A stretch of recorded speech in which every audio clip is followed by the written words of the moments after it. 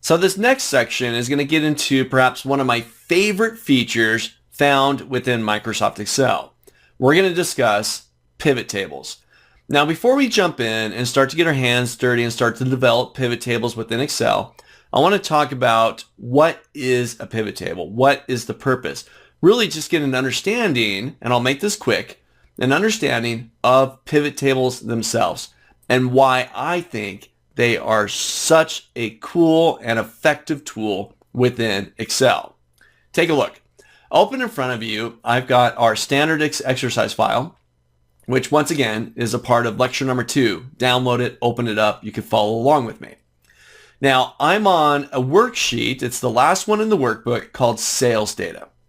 And it's a simple little list. It's got some headers along the top, year, month, type, salesperson, and so on, and rows of records down below. We got just over 400 records in this list. Now, something very common that you're going to want to do with a list like this is summarize it.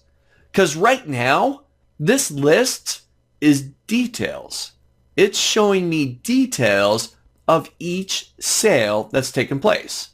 They're telling you what year, what the month was, what the type was, what actually got sold, who sold it, what region was it in, what was the amount, and so on.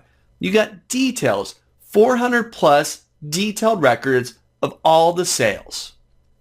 Now, what I want to do is take the details and summarize it. I want to get something from here, this list on the left, to something like this over here on the right. I want to get a breakdown of the different months that we've made sales in, the different salespeople who sold during those months, and what did they sell? How much did they sell? This right here, this is a pivot table. It's just based off this data over here. So through a simple click and drag operation that we're about to walk through here throughout this section, you're going to see how to take this detailed set of records and summarize it down to something that looks like this here. A simple little spreadsheet.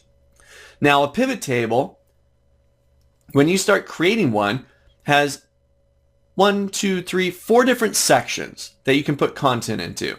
It's got row labels, that's one. In this case, I put months into it. This is just the months for my list. It's got column labels. In my case, I grabbed the salesperson. It's got the data or the value where they're going to calculate cross sections.